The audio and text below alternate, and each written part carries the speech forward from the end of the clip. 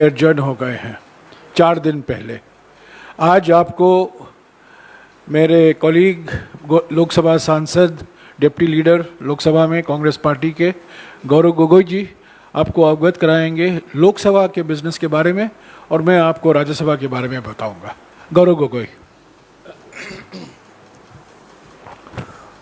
दोस्तों, 4 दिन पहले पार्लियामेंट को साइनाडाइन अडजर्न करके भाजपा बुरी तरीके से एक्सपोज हो गई है कि इस सत्र में वो मुद्दे से भागना चाहती थी। हम पर इल्ज़ाम लगाते हैं कि कांग्रेस पार्टी के कारण विषयों पर चर्चा नहीं होती, और स्वयं उन्होंने आज इस हफ्ते में जब हम चर्चा कर सकते थे, मुद्दों को उठा सकते थे, बिल को लोकसभा राज्यसभा में पारित कर सकते थे, तो क्या क्या उन्होंने वो भाग गए। और यही आज कांग्रेस पार्टी जताना चाहती है देश को कि पार्लियामेंट जो वो मंच है जहां पे सत्ताधारी सरकार समाज के प्रति जिम्मेवारी हो, आज भाजपा अपने विफलताओं के कारण लोगों से भाग रही है, जनता से भाग रही है। बहुत से मुद्दे थे जो हम संसद में उठाना चाहते थे। सरकार की जवाब, सरकार की राय और सरकार की उत्तर की मांग थी हमारी कि अग्निपथ किस प्रकार से हमारे राष्ट्र सुरक्षा को कमजोर करता है, उस पर कांग्रेस पार्टी अपनी बात रखना चाहती थी कि अग्निपथ के कारण आने वाले समय में बेरोजगारी की समस्या को और गति मिलने वाली है। इस बात को हम सरकार के सामने रखना चाहते थे, लेकिन बार बार हमारी मांगों को खारिज किया गया। इंडिया और चाइना के बीच में, भारत और चीन के बीच में लगभग 16 बार मीटिंग हो चुकी है, लेकिन आज भी 2020 से पहले जहां पे हमारे ट्रूप्स स्टेटस को एंटी के तहत जहां पेट्रोलिंग करते थे, आज पेट्रोलिंग नहीं कर पा रहे। इस पर सरकार 16 राउंड वो 16 बार मिल चुके हैं, तभी भी भारतीय सेना को वो पहली जैसी उनको आजादी नहीं मिली पेट्रोलिंग करने के लिए, देश की सीमाओं को सुरक्षा करने के लिए। इस मुद्दे से भाजपा भागना चाहती थी, 5G के ऑक्शन से भागना चाहती थी कि किस प्रकार से एक दो कंपनियों को हमने सत्र से पहले सुना था कि श्रीलंका में प्रधानमंत्री जी ने स्वयं एक विशेष कंपनी को सिफारिश की थी। इस मुद्दे से वो भागना चाहते थे। भाजपा पूरी तरीके से एक्सपोज हो गई कि जब हमने उनके पैर खींचकर प्राइस राइज पर जब हमने चर्चा शुरुआत करवाई, तो भाजपा के पास कोई उत्तर था ही नहीं। भाजपा को महंगाई दिखती नहीं है, वित्त मंत्री को महंगाई दिखती नहीं है। वो अलग बात है कि सरकार के आरबीआई गवर्नर स्वयं बोलते हैं कि आज के तारीख में जो इन्फ्लेशन है वो संयम से ज्यादा अनएक्सेप्टेबली हाई है।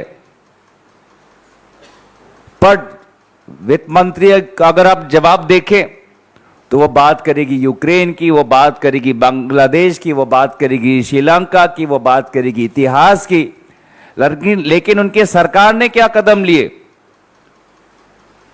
मूल्य वृद्धि को, प्राइस राइज को कम करने के लिए, उस पर कोई जवाब नहीं आया उनसे। और जब भी हम जवाब मांगते हैं तो सरकार का रवैया होता है कि बुलडोज करो पार्लियामेंट को, निकाल दो सांसदों को। 4 सांसद को एक बार निर्णय लिया गया कि पूरे सत्र के लिए उनको निलंबित किया गया था। इस प्रकार का नीति प्रश्नकाल में अगर आप देखें तो मंत्रियों से आजकल जवाब नहीं, मंत्रियों से हमको धमकी सुननी मिलती है आप में से कितने लोग कल थे मुझे पता नहीं, लेकिन कॉर्पोरेट अफेयर्स के मंत्री ने जिस प्रकार का असंसदीय भाषा का प्रयोग किया उसकी हम कड़ी निंदा करते हैं।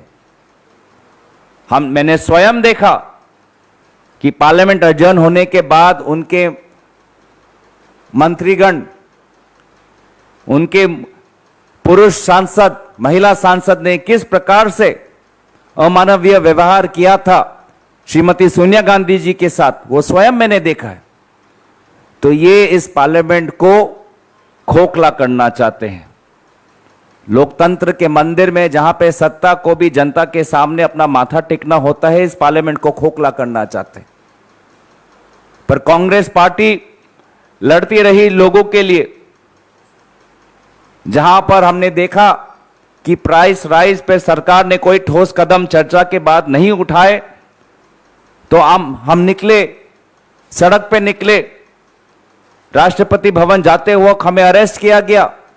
हमने काले कपड़े पहनकर हमने सरकार के आंखें खोलने की कोशिश की कि सरकार कितनी विफल है। जब हमने देखा कि ईडी का किस प्रकार से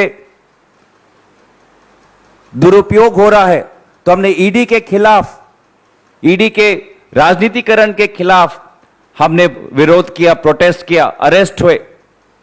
भाजपा सोचती थी कि हमको 12-12 घंटे, जयराम जी को कहीं यूपी के कोने में, मुझे कहीं हरियाणा के कोने में किसी पुलिस थाना में रोककर, कांग्रेस पार्टी के सांसदों को रात के 12 बजे 1 बजे तक रोककर कांग्रेस पार्टी को थका देंगे, तो ये इनकी भूल थी। हमने अंत तक अपनी बात जोर से रखी और इस भाजपा के जो एजेंडा, जो था ही नहीं, एजेंडा लेस सत्र चलाना चाहते थे, उसको हमने एक्सपोज किया। प्राइस राइज पर इनका कोई उत्तर नहीं था, वो हमने एक्सपोज किया। मुद्दे से जो वो भागना चाहते थे और इसलिए 4 दिन पहले उन्होंने सत्र को भंग किया, वो हमने एक्सपोज किया। ईडी का जिस प्रकार से राजनीतिकरण, वो हमने एक्सपोज किया और हमने दिखा दिया कि संसद से सड़क तक हम देश के मुद्दों के लिए लड़ने के लिए हम तैयार हैं। और खास करके कल हमने इलेक्ट्रिसिटी अमेंडमेंट बिल को लोकसभा में पारित नहीं होने दिया। ये बिल बहुत ही खतरनाक है, किसानों के खिलाफ है। भाजपा ने इससे पूर्व झूठे दिलासे दिए थे किसान आंदोलन को कि वो बिल नहीं लाएंगे, लेकिन दोबारा उन्होंने यू टर्न मारकर कल बिल लाने की कोशिश की, पारित करने की कोशिश की। हमारे विरोध के कारण इस बिल को स्टैंडिंग कमेटी में भेजा गया और हम आज भी इस हफ्ते और बिलों पर चर्चा के लिए हम तैयार थे। कंपटीशन बिल वो लाए, हम तैयार थे। मैरीटाइम प्राइवेसी बिल पे हमारे स्पीकर्स तैयार थे। लेकिन भाजपा संसद की जो वास्तविक जो इसका उद्देश्य है, जवाबदेही जनता के प्रति, उससे वो आज जो उनके पास ना कोई जवाब है ना कोई संकल्प है, उस बात को छुपाने के लिए उन्होंने पहले ही 4 दिन पहले इस पार्लियामेंट को अडजर्न साइनाडाइन कर दिया। तो मुझे लगता है कि कांग्रेस पार्टी ने बहुत से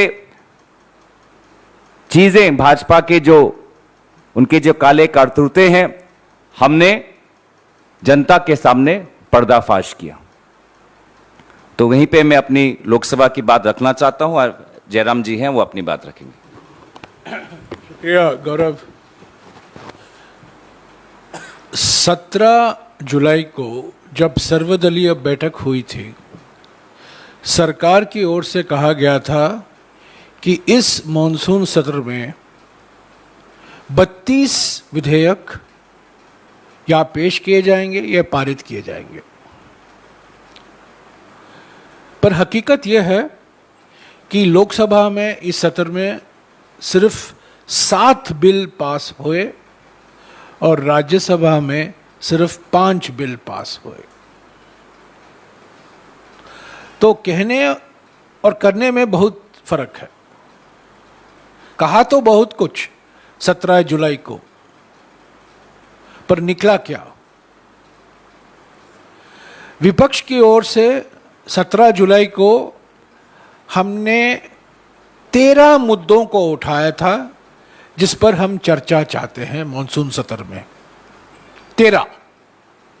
पर हमें मालूम था कि 13 में से समय के अभाव के कारण 6 या 7 लिए जा सकते हैं, पर उन 13 मुद्दों में से सिर्फ एक ही मुद्दे पर चर्चा हो पाई, और वो भी 2 हफ्ते के विलंब के बाद। 2 हफ्ते के लिए सरकार राजी नहीं हुई। 2 हफ्ते के बाद विपक्ष के दबाव के कारण महंगाई और जीएसटी पर बहस हो पाई लोकसभा में और राज्यसभा में। प्रधानमंत्री अपने भाषण में बड़ी बड़ी बातें की प्रोडक्टिविटी के बारे में, पर मैं प्रधानमंत्री को कहना चाहता हूं कि पार्लियामेंट के 2 स्तंभ होते हैं, प्रोडक्टिविटी और अकाउंटेबिलिटी। इनके नेतृत्व में पार्लियामेंट में अकाउंटेबिलिटी 0 हो गया है। कोई अकाउंटेबिलिटी नहीं, कोई बहस नहीं। स्टैंडिंग कमेटी को बिल भेजे जाने के लिए हमें लड़ना पड़ता है, बहस कराने के लिए हमें लड़ना पड़ता है। जो हमारा संवैधानिक हक बनता है, लोकतांत्रिक हक बनता है, उसके लिए हमें लड़ना पड़ता है, संसद के अंदर और संसद के बाहर। तो ये आंकड़े देकर लोगों के आंखों में जो धूल डालते हैं प्रधानमंत्री, प्रोडक्टिविटी प्रोडक्टिविटी कह के, मैं कहना चाहता हूं प्रोडक्टिविटी अकाउंटेबिलिटी के बिना, जवाबदेही के बिना उत्पादकता का कोई माने नहीं रखता। Productivity without accountability is meaningless. दूसरी बात, पहली बार 16 विपक्ष पार्टी और 2 निर्दलीय सांसद, 16 विपक्ष पार्टी और 2 निर्दलीय सांसदों ने एक जॉइंट स्टेटमेंट पर उनका हस्ताक्षर किया, जो सुप्रीम कोर्ट के निर्णय है पीएमएलए के संशोधन के बारे में, जो 2014 और 2018 के बीच में लाया गया था मोदी सरकार की ओर से। उस निर्णय के खिलाफ अपनी बुलंद आवाज उठाई और उन्होंने कहा कि हम इसका रिव्यू करवाएंगे। 16 पार्टी, जिसमें टीएमसी और आम आदमी पार्टी भी शामिल थी, और 2 निर्दलीय सांसद राज्यसभा के। तो मैं समझता हूँ ये बहुत एक बड़ा उपलब्धि है इस सत्र में, कि हालांकि वाइस प्रेसिडेंट के चुनाव में हमें टीएमसी का समर्थन नहीं मिला,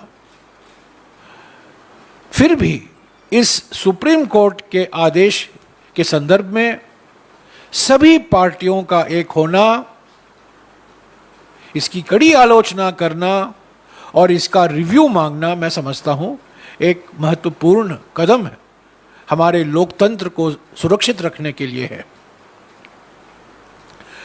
तीसरी बात जो मैं कहूंगा कि इस सत्र में कांग्रेस पार्टी ने खूब कोशिश की पार्लियामेंट के अंदर, लोकसभा के अंदर, राज्यसभा के अंदर मुद्दे उठाने की, पर हम नहीं उठा पाए। एकमात्र एक दिन बहस हो पाई महंगाई पर, जीएसटी पर लगातार हम पार्लियामेंट के बाहर इन 3 मुद्दों पर, महंगाई, बेरोजगारी और जो खास तौर से खाद्य पदार्थों पर जीएसटी लगाए गए हैं, मूर्खतापूर्ण, मैं यही कह सकता हूं, ये मूर्खतापूर्ण तरीके से लगाया गया है जीएसटी इन खाद्य पदार्थों पर। इस पर हमने विशाल प्रदर्शन किया,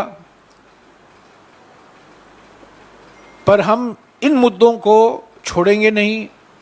ये जनता के मुद्दे हैं, ये रोज़ाना जिंदगी से जुड़े हुए मुद्दे हैं, और इस पर हम सरकार से, केंद्र सरकार से, मोदी सरकार से, वित्त मंत्री से जवाबदेही मांगते रहेंगे।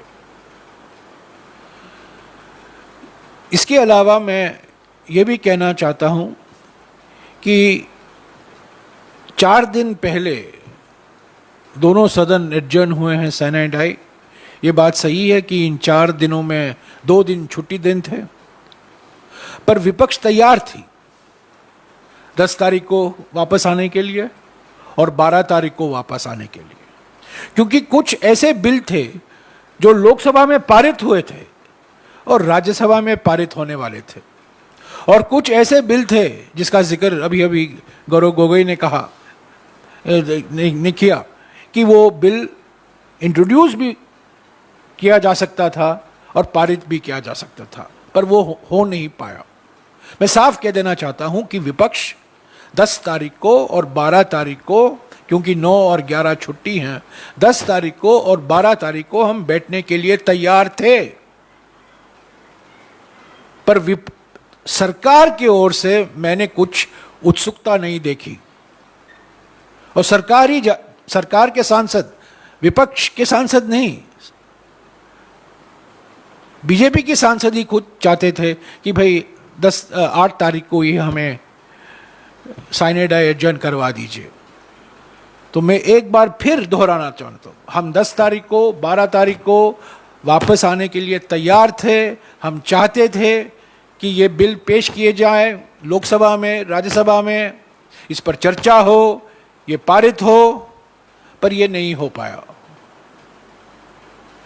क्योंकि सरकार की ओर से कोई ऐसी मुझे ऊर्जा नहीं दिखाई दी, कोई दिलचस्पी नहीं दिखाई दी कि वो सेशन 12 तारीख तक चलाना चाहते हैं।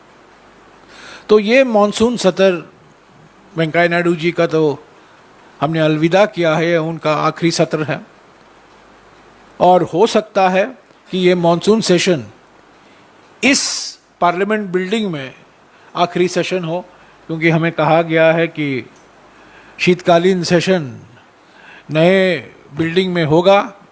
वो होगा कि नहीं वो हमें वक्त ही बता पाएगा। तो बहुत निराशाजनक सत्र था ये, क्योंकि हम मुद्दे उठा नहीं पाए, खास तौर से अग्निपथ पर हमने इतने नोटिस दिए, सीमा में जो हमारी चुनौतियां हैं उस पर हमने कई नोटिस दिए, और कई राज्यों से संबंधित मुद्दे थे जिन पर हमने नोटिस दिया था, उस पर चर्चा नहीं हो पाई।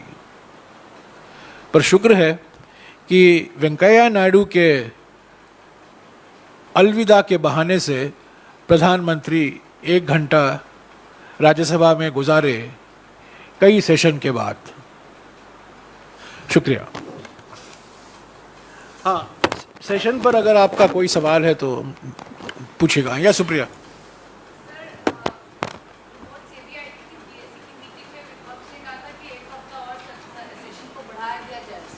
बिल्कुल, हमने कहा था अगर बढ़ाना चाहते हैं बढ़ाइए, पर पहले तो 10 तारीख और 12 तारीख के जो बिजनेस हैं उसको तो खत्म कीजिए। तो बिजनेस ही नहीं रहा। जो सरकार 17 जुलाई को दावा कर रही थी कि हमारे पास 32 बिल हैं, आखिर में सिर्फ 7 बिल लोकसभा में और 5 बिल राज्यसभा में पारित कर पाई है। तो फ्लोर मैनेजमेंट सही नहीं था सरकार की ओर से, बिल में भी। और देखिए एक और अनोखी बात, कल राज्यसभा में एक बिल पेश होता है, वो बिल सेंट्रल यूनिवर्सिटी बिल है, सेंट्रल यूनिवर्सिटी से जुड़ा हुआ है, यानी कि एचआरडी मंत्री को आना चाहिए था, पर एचआरडी मंत्री तो दिखाई नहीं देते हैं आजकल, वो भी प्रधानमंत्री के माफिक हो गए हैं। तो रेल मंत्री ने पेश किया वो बिल, और रेल मंत्री ने जवाब दिया उस बिल पर, और कई सांसदों ने यह मामला उठाया कि यह सेंट्रल यूनिवर्सिटी का विषय है, हमारे एचआरडी मंत्री, एजुकेशन मिनिस्टर, शिक्षा मंत्री कहाँ। तो मंत्रियों, प्रधानमंत्री का पार्लियामेंट को नजरअंदाज करना, ये तो हम 8 साल से देख रहे हैं, पर अभी मंत्री भी नजरअंदाज करने लगे हैं।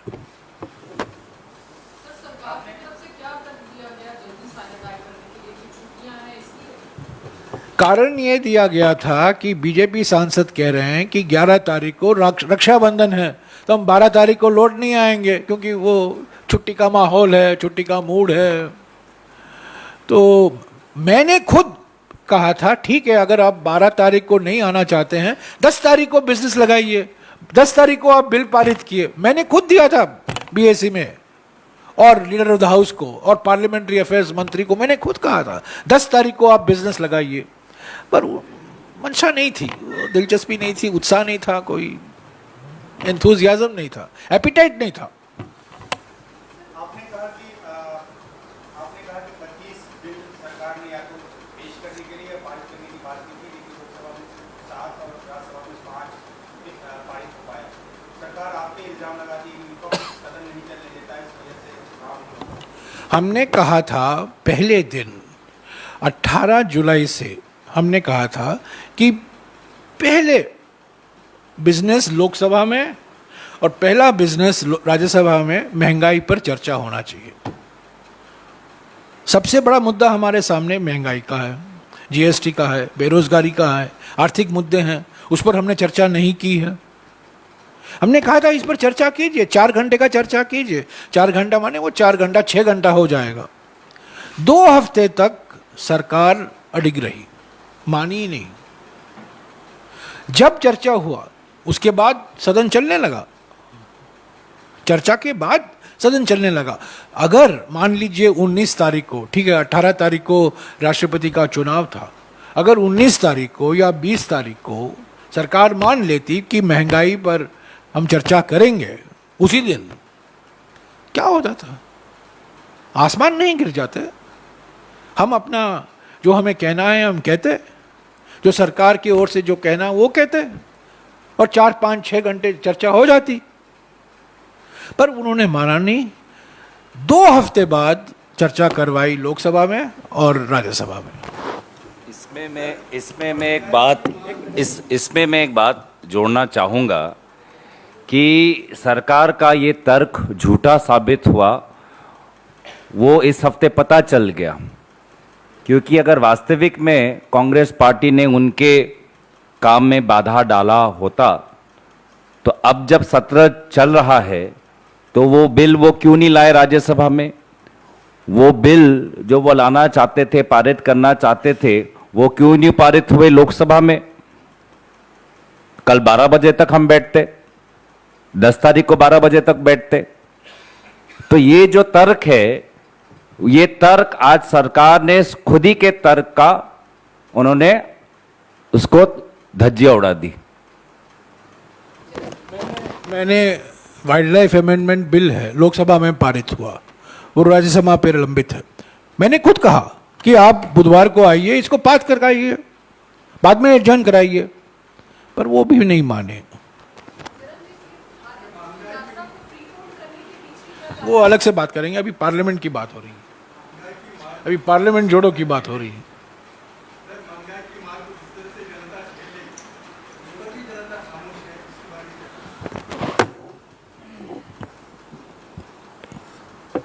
देखिए, हम जब अपने क्षेत्रों में जाते हैं तो हमें जनता की खामोशी नहीं दिखाई देती। हम जब क्षेत्र में जाते हैं तो लोगों के बीच आक्रोश, महिलाओं के बीच निराशा, छोटे दुकानदार के घर में अंधकार, ये हमें दिखाई देता है। तो जनता बोल रही है, अगर मुंह से नहीं तो आंखों से तो बोल रही है। तो इसलिए उनका जो दर्द है हम देख पाते हैं। अफसोस है कि भाजपा नहीं देख पाती। और जैसे कि मैंने दोबारा कहना चाहूंगा कि आप भाजपा के सांसदों का भाषण सुने, कहां है महंगाई? महंगाई नहीं है, कांग्रेस पार्टी को महंगाई दिखती है। मैं उनको विनम्रता से बोलना चाहूंगा कि आरबीआई गवर्नर का भाषण तो सुन ले, हमारा ना सुने तो आरबीआई गवर्नर का तो सुन ले। आज इंटरेस्ट रेट क्यों हाइक कर रहे हैं 50 बेसिस पॉइंट, और आने वाले समय में और करना चाहते हैं? क्यों कर रही है अगर आरबीआई ऐसे काम, अगर इन्फ्लेशन नहीं है? क्यों आरबीआई बोल रहे हैं कि अनएक्सेप्टेबल हाई इन्फ्लेशन है? चलो माना आरबीआई ने तो कुछ काम किया, इंटरेस्ट रेट तो बढ़ाए 50 बेसिस पॉइंट। सरकार ने क्या काम किया? सरकार की तरफ से क्या कदम दिखाई दिए? कुछ नहीं। और बहुत ही अफसोसजनक वित्त मंत्री का भाषण लोकसभा और राज्यसभा में व्यक्तिगत आरोप के अलावा उनके भाषण में कुछ नहीं था। मांगे दो थी, सीधा गैस के सिलेंडर के दाम घटाओ और जो जीएसटी लगाया गया है खाद्य पदार्थों पर उसको हटाओ। ये दोनों मांगों पर बहस हुई। हमारी ओर से हमने ये मांगें की पर सरकार मानी नहीं, वित्त मंत्री मानी नहीं। हाँ श्रद्धा, सर, क्या ये मान के चल रहा है विपक्ष के आपने सरकार को बैकफुट पे ले आए, यही कारण है कि सरकार ने जल्दी संसद सत्र जो है वो रद्द कर दिया? बैकफुट या फ्रंट फुट मैं नहीं कह सकता हूं, पर मैं ये ज़रूर कह सकता हूं कि मुझे कल सरकार के पेट में वो आग नहीं मुझे दिख पाई कि वो सेशन आगे बढ़ाना चाहते हैं, वो एपिटाइट नहीं था। तब सरकार की ओर से ही लोग कह रहे हैं आज साइनेड आए, आज साइनेड आए, आज साइनेड आए। साधारणतः विपक्ष कहती है एडजर्न करा दीजिए, पर इस बार डीएमके, टीएमसी, कांग्रेस, आम आदमी पार्टी, वामपंथी सभी कह रहे थे नहीं नहीं 10 को आइए, वापस 10 को आइए। पर सरकार मानी, सरकार नहीं चाहती थी, वो चाहते थे इसे एडजर्न करा दो। 9 को छुट्टी है, 10 तारीख वेंकैया जी का आखिरी दिन है, 11 तारीख जगदीप धनखड़ साहब का शपथ ग्रहण होगा और 12 तारीख को छुट्टी ही है ऐसी। तो 10 तारीख को जरूर ये सेशन आया कर सकता था।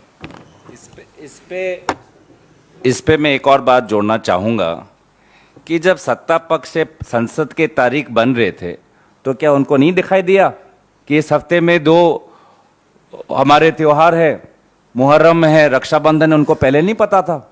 उनको पहले नहीं पता था कि आखिरी हफ्ते में उपराष्ट्रपति को लेकर राज्यसभा के कुछ नियम हैं? तो ये सब जानते थे, ये मत समझिए कि वो नहीं जानते थे, ये सब जानते थे। पर उनको पता था कि इस मॉनसून सेशन में price rise, Agnipath, India China, 5G, बाढ़, कितने सारे मुद्दे हैं।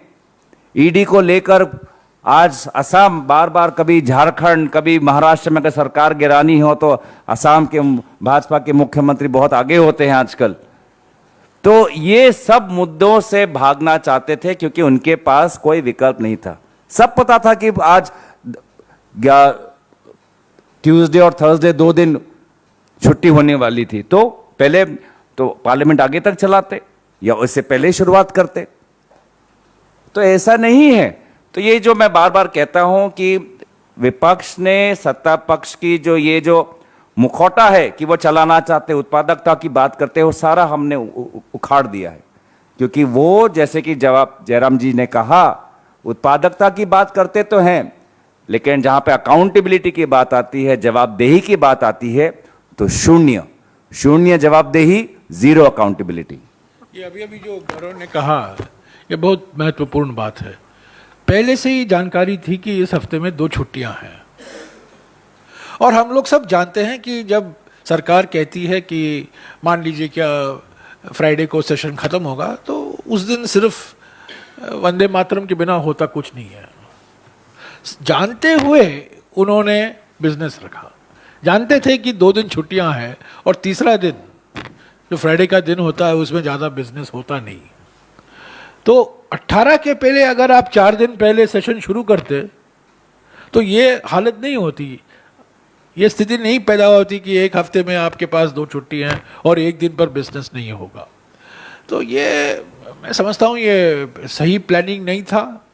और सबसे बड़ी बात तो ये है कि 17 तारीख को जब सब पार्टियां थी, हर एक बिल का उन्होंने विस्तार से कहा ये बिल महत्वपूर्ण है, ये बिल अर्जेंट है, ये बिल जो सब बिल उन्होंने अर्जेंट कहा था वो बिल आया ही नहीं लोकसभा में, वो बिल आया ही नहीं राज्यसभा में।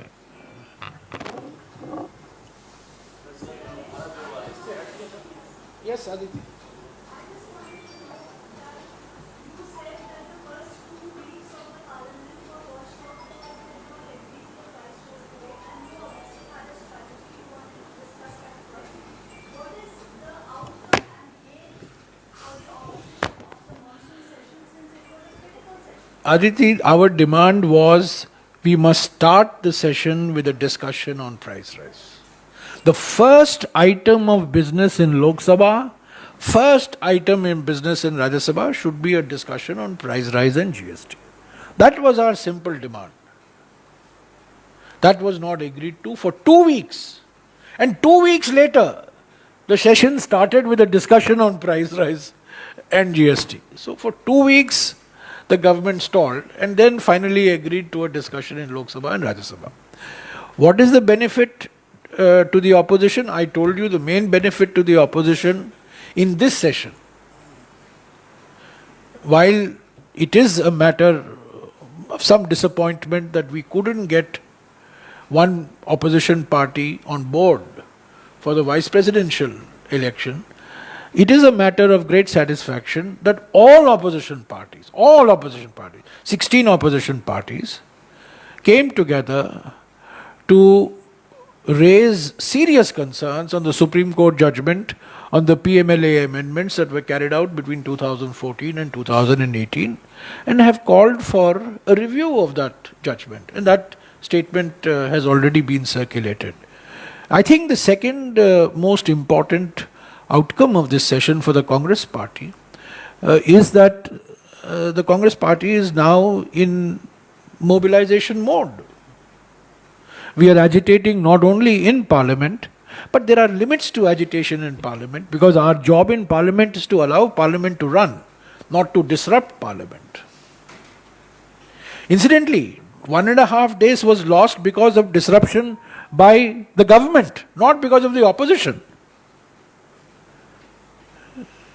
The opposition, the ruling party in Lok Sabha, ruling party in Rajya Sabha disrupted both houses for 1.5 days, demanding an apology from the Congress president on a statement made by our leader in the Lok Sabha.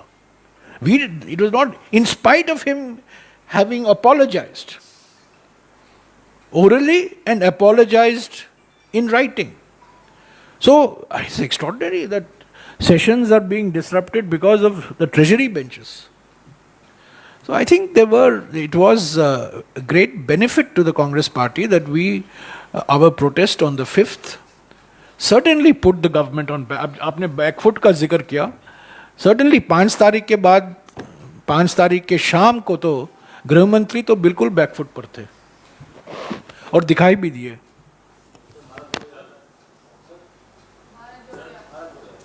Bharat जोड़ो से अलग बात करें parliament.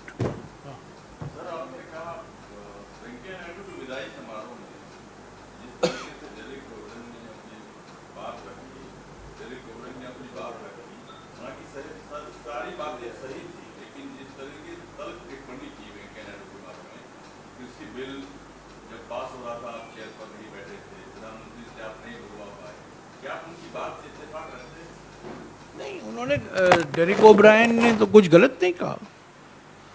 उन्होंने कुछ गलत नहीं कहा. प्रधानमंत्री ने एक बार जवाब नहीं दिया है. प्रधानमंत्री तो कभी आते ही नहीं है. लोकसभा में नहीं आते हैं, राज्यसभा में नहीं आते हैं. क्या कोई सर्वदलीय बैठक उन्होंने बुलाई है किसी मुद्दे पर? नहीं बुलाई है. राजनीतिक पार्टियों को कभी बुलाया है? कभी नहीं बुलाया.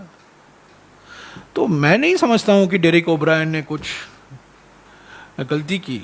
उन्होंने अपना जो कहना था कहा और उन्होंने कहा कि वेंकैया नायडू जी ने बहुत कोशिश की, पर एक चीज़ में वो विफल हुए कि उन्होंने प्रधानमंत्री को जवाब नहीं ले पाए किसी भी प्रश्न पर और किसी भी मुद्दे पर. जब हमने मांगा था, मिसाल के तौर से लोकसभा में गौरव गोगोई ने खुद मांगा है कि चीन के मामले में प्रधानमंत्री कुछ स्पष्टीकरण दें. उनकी जो 20 जून 2020 का बयान था, ना कोई आया है अंदर, ना कोई बैठा है अंदर. तो हम 17 बार क्यों बातचीत कर रहे हैं चीन से? अगर चीन हमारे टेरिटरी में नहीं आया है, हमारे ज़मीन पर कब्जा नहीं रखा गया है, कोई इनकर्शन नहीं हुआ है, जैसा कि उस दिन प्रधानमंत्री ने कहा, तो हम बातचीत क्यों कर रहे हैं? तो किसी भी मामले पर, किसी भी मुद्दे पर प्रधानमंत्री की चुप्पी नहीं तोड़ी है. और डेरिक ओब्रायन तो वही कह रहे थे. बिहार में जो तेजी से घटनाक्रम बदल रहा है, नहीं यार, बिहार बाद में। हाँ, पार्लियामेंट पार्लियामेंट पार्लियामेंट। सर, क्या सरकार बनाने के लिए बातचीत हो रही है नीतीश कुमार से? हाँ, पार्लियामेंट पार्लियामेंट में है। अभी डिप्टी चेयरमैन को भी विदा करना पड़ेगा। अभी बाद में बैठ के कौन से, वो बाद में। अभी इस पर बार एक मुद्दा, one press conference one issue. और सर, आपने असम में फ्लड का भी मसला उठाया, उसके ऊपर बार-बार आपने दिया, आपने बलबीर लोहित ने भी दिया, और पूरे अन्य एमपी ने भी भारत में कि कितना मनी जा रहा है, हाउ इंफ्रास्ट्रक्चर इज क्रम्बलिंग। देखिए, बहुत अद्भुत की बात है कि इस बार ना सिर्फ असम में पर पूरे उत्तर पूर्वांचल में, और जब तक सत्र की शुरुआत हो गई थी तो दक्षिण भारत और पश्चिमी भारत में भी बाढ़ की स्थिति बहुत गंभीर रूप ले चुकी थी। इसके बावजूद भी गृह मंत्री से कभी भी एनडीआरएफ क्या कर रहा है, भारत सरकार क्या कर रही है, किस प्रकार का तैयारी है, हमने नहीं देखा। आपने स्वयं देखा कि मणिपुर में लैंडस्लाइड के कारण कितने लोग मर गए। आपने देखा मेघालय में कितना बुरा लैंडस्लाइड हुआ। आपने देखा असम में किस प्रकार से बाढ़ आई। सिलचर में लोगों के पास पीने का पानी नहीं था, और जिस समय सिलचर में पीने का पानी लोगों को नहीं मिल रहा था तो भाजपा क्या कर रही थी, महाराष्ट्र से विधायकों को लेकर असम के एक होटल में उनको वहां पे 5 स्टार ट्रीटमेंट दे रही थी। शायद हो सकता है कि ये सब मुद्दे चर्चा में आते, और इसीलिए उन्होंने बाढ़ पे चर्चा नहीं मांगी, क्योंकि मैंने तो मांगा था 193। पहली बार मैंने देखा कि जहाँ पे पूरे देश में होता क्या है कि इस समय असम और बिहार में कहीं 2 राज्यों में बाढ़ होता है और बाढ़ की स्थिति को लेकर चर्चा होती है, लेकिन इस बार असम, मेघालय, मणिपुर, दक्षिण भारत, पश्चिमी भारत पूरा लैंडस्लाइड, कटाव और बाढ़ के कारण पूरा देश ग्रस्त था, लेकिन गृह मंत्री ने एक बार भी किसी भी रूप पर उनकी सरकार क्या कर रही है नहीं बताए। ना बाढ़ देखने वो असम गए, ना मणिपुर गए, तो कोई नहीं। तो बस जब राजनीति करनी होती है, सरकार गिरानी होती है, विधायकों को 5 स्टार होटल दिखाना होता है, तब असम की याद आती है। लेकिन जब बाढ़ और कटाव होता है तो असम, मणिपुर और मेघालय जो उत्तर पूर्वांचल, तब वो भूल जाते हैं। सत्ता के लिए उत्तर पूर्वांचल प्यारी है, लेकिन जब कष्ट में उत्तर पूर्वांचल के लोग हैं तब दिल्ली हमसे बहुत दूर है।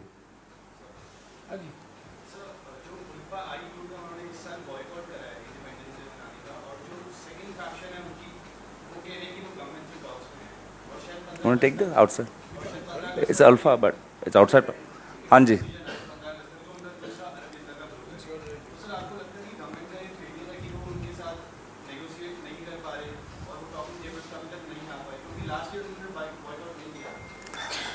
Not only in Assam, but आप असम में भी देखें, नागालैंड में भी जो नागा ग्रुप के साथ जो टॉक्स चल रही है वो भी टॉक्स आगे नहीं बढ़ी।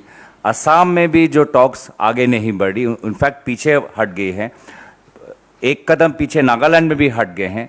मणिपुर में भी जयराम जी वहाँ पे थे। मणिपुर में इस निर्वाचन में किस प्रकार के इंसर्जेंट अंडरग्राउंड ग्रुप ने उभर के आके लोगों को वोट देने से रोका गया, इस बार भी हमने मणिपुर में भी देखा। तो उत्तर पूर्वांचल में जो अंडरग्राउंड आउटफिट्स हैं, जो एक होना चाहिए, जो सरकार की तरफ से जो कदम होने चाहिए सिचुएशन को और अच्छा करने के लिए, बेहतर करने के लिए, उस प्रकार के कदम हमने नहीं देखा। क्योंकि जैसे कि मैंने पहले कहा, उत्तर पूर्वांचल की याद सिर्फ सत्ता के समय याद आती है, कष्ट के समय, विपद के समय, आपदा के समय याद नहीं आती।